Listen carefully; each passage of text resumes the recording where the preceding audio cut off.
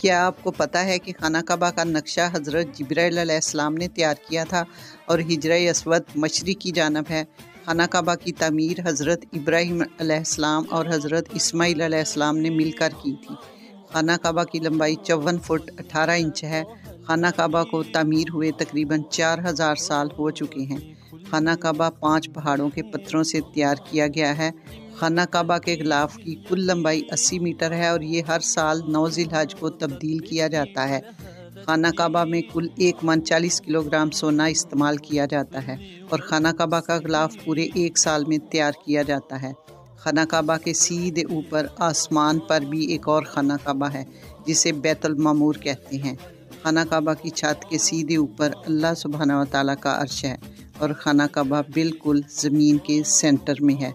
सुभान अल्लाह। अगर आपको ये खाना काबा के बारे में इंफॉर्मेशन अच्छी लगी है तो प्लीज़ इसको एक दफ़ा ज़रूर शेयर कीजिएगा। जज़ाकल्लाह खैर।